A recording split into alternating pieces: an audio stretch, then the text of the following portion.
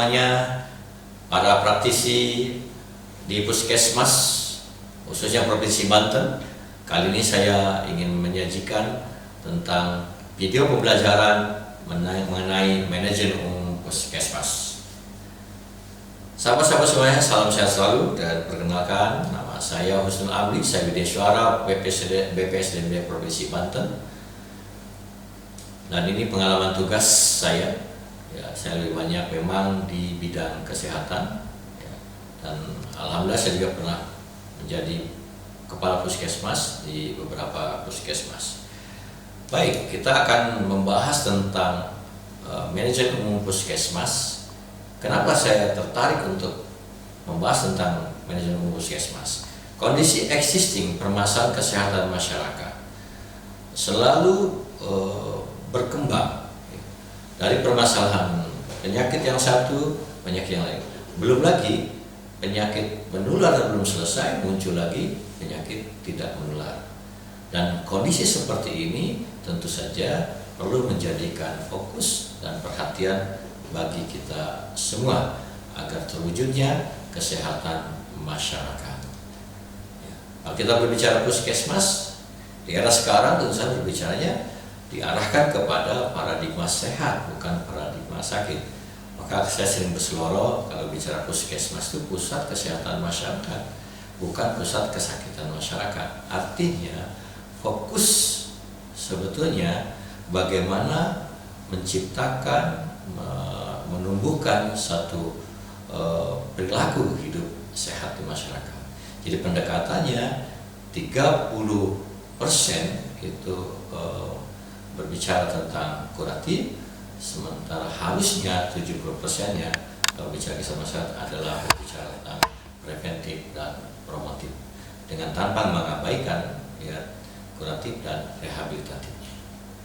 Nah, kondisi-kondisi permasalahan kesehatan di wilayah kerja puskesmas tentu saja kalau kita lihat dari kasus-kasus yang ada, baik penyakit menular maupun penyakit tidak menular, sampai saat ini masih belum bisa diselesaikan.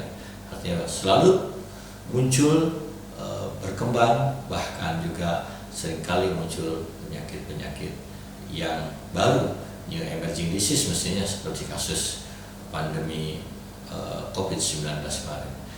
Di samping itu sekarang isu stunting dan gizi buruk juga menjadi perhatian bagi semuanya, dan ini semua ada di wilayah kerja puskesmas. Nah, bagaimana menyelesaikan ini? Tentu saja perlu satu pendekatan yang strategis, pendekatan yang bisa memberikan satu solusi untuk menyelesaikan permasalahan tersebut. Di antaranya melalui pendekatan manajemen puskesmas.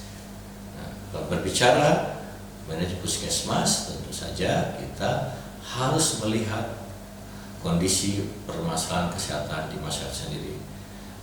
Keadaan ini tentu saja dengan segala keterbatasan sumber daya, baik sumber daya manusia dan sumber daya lainnya, puskesmas harus mampu membuat satu prioritas masalah untuk menyelesaikan kesehatan masyarakat. Idealnya memang semua harus kita selesaikan, tapi tentu saja kita harus mempertimbangkan keadaan ini dalam penyelesaian masalahnya dengan efisiensi dan efektivitasnya. Karena itu penting dilakukannya atau pembuatan dengan penyusunan prioritas masalah. Karena sumber daya yang tersedia terbatas, sehingga perlu dikelola dengan sebaik-baiknya agar pelayanan kesehatan tetap dilaksanakan melalui manajemen puskesmas. Pandemi COVID-19 kemarin kita sempat semua disibukkan dengan ini, dan alhamdulillah mudah-mudahan walaupun belum hilang pandemi COVID-19 ini, alhamdulillah kita bisa menanganinya secara terkoordinasi dengan berbagai pihak yang sangat bagus untuk menyelesaikan COVID-19 ini. Kemudian sekarang menjadi prioritas stunting dan gizi buruk. Nah, keadaan ini jika menjadi fokus pemerintah Republik Indonesia untuk menyelesaikan stunting dan gizi buruk. Nah, oleh karena itu bagaimana kita melakukan upaya-upaya pendekatan yang strategis ini, yaitu melalui manajemen puskesmas. Apa itu manajemen puskesmas? Jadi serangkaian proses yang terdiri dari perencanaan, pengorganisasian, pelaksanaan, dan kontrol untuk mencapai tujuan secara efektif dan efisien. Artinya efektif, tujuan dicapai melalui proses penyelenggaraan yang dilaksanakan dengan baik dan bermutu berdasarkan hasil analisis situasi evidence based, ya. Tadi situasi wilayah kerja puskesmas itu sendiri. Efisien memanfaatkan sumber daya yang tersedia dalam melaksanakan upaya kesehatan sesuai standar dengan baik dan benar dalam mewujudkan target kinerja. Nah, lalu bagaimana implementasinya manajemen puskesmas?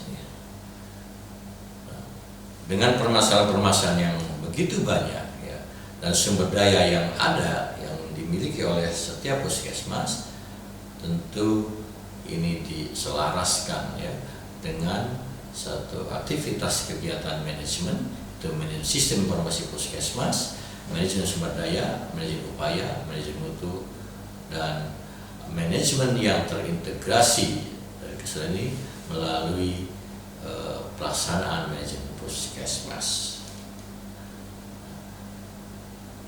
Oke, terkait dengan manajemen puskesmas, berarti bagaimana kita menyusun perencanaan yang kita kenal dengan P1, kemudian penggerakan pelaksanaan yang kita dengan P2, kemudian pengawasan, pengendalian, dan penilaian P3. Ini yang disebut dengan siklus manajemen puskesmas. Ya. Jadi manajemen puskesmas itu berbicara tentang bagaimana perencanaan, penggerakan, pelaksanaan, pengawasan, dan penilaian dan penilaian. Tentu saja semua ini bagaimana pola kepemimpinan dan komunikasi yang efektif untuk menyelenggarakan manajemen puskesmas tersebut. Oke. Kondisi-kondisi permasalahan inilah fokus yang menjadi bagaimana kita menyusun P1, P2, P3 untuk pelaksanaan manajemen puskesmas dengan membuat prioritas masalah. Nah, inilah fokus kita di siklus manajemen puskesmas yang perlu kita pahami secara bersama-sama. Saya ambil contoh siklus manajemen puskesmas 2021, 2022, 2023. Nah, ini misalnya kita dalam di 2022, ya, ini 2021, 2023. Oke. Ini perencanaan siklus manajemen digambarkan di keadaan kita di 2022. Tentu saja kalau misalnya kita di 2023, ini tinggal ganti tahunnya 2022, 2023, 2024. Nah, baik. Kapan P1, P2 itu kita lakukan?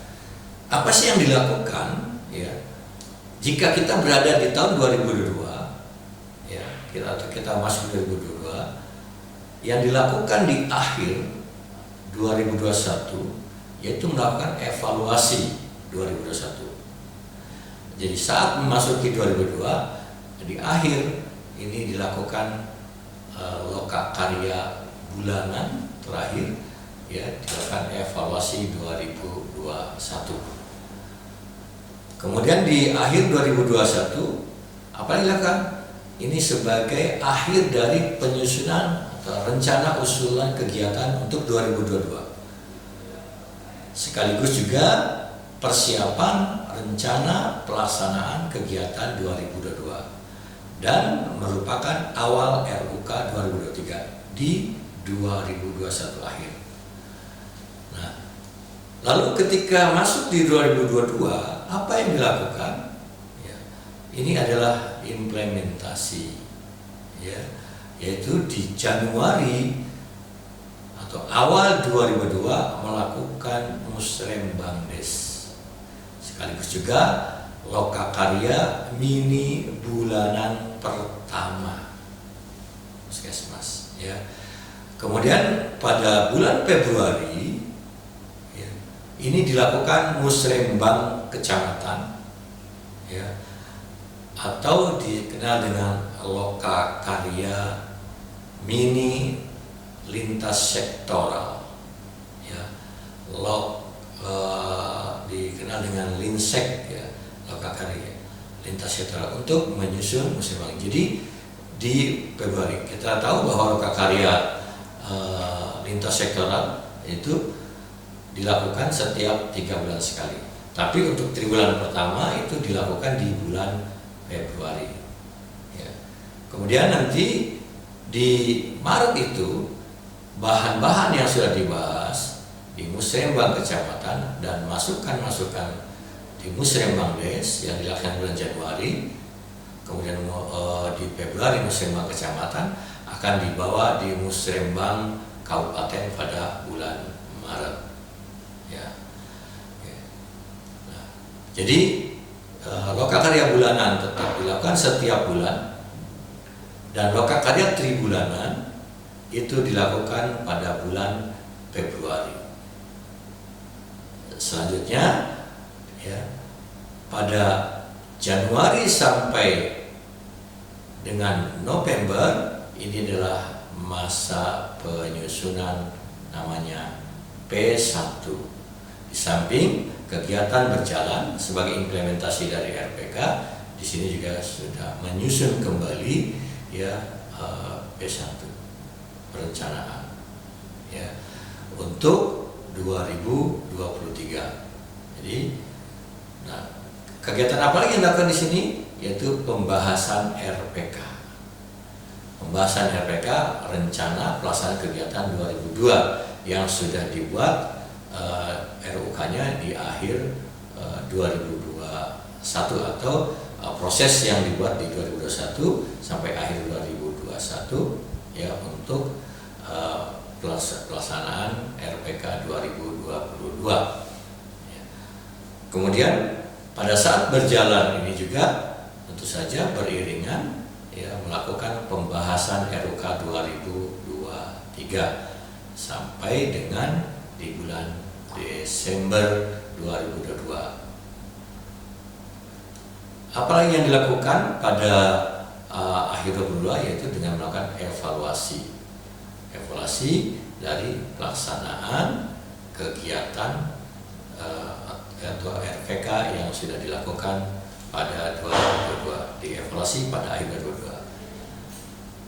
Nah, jadi lokakarya bulanan dilakukan setiap bulan, lokakarya tribulanan dalam manajemen Puskesmas ini dilakukan pada bulan Februari, kemudian bulan Mei, bulan Agustus, dan bulan November. Itu untuk lokakarya tribulanan.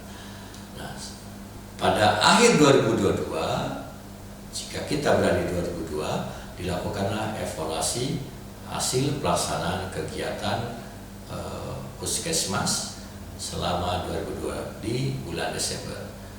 Dan memasuki 2022 atau 2023, ya, di akhir 2022 masuk 2023 dilakukan evaluasi 2022 itu di bulan Desember, dan ini merupakan akhir RUK 2023, rencana kegiatan 2023, sambil juga menyusun persiapan RPK 2023 sesuai dengan RUK yang disetujui.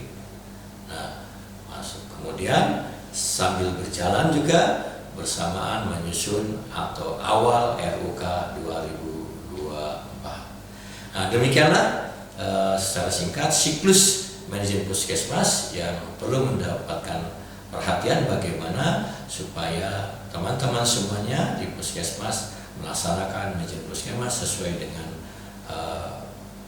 siklus yang sudah menjadi pedoman acuan di dalam manajemen Puskesmas. Jadi terkait dengan P1, P2, dan P3. Terima kasih, semoga bermanfaat, sukses buat semuanya. Nanti jangan lupa setelah teman-teman pelajari video ini LMS itu akan ada soal tentang post-test dari hasil pembelajaran ini. Terima kasih, salam sehat selalu, semoga bermanfaat. Wassalamualaikum warahmatullahi wabarakatuh.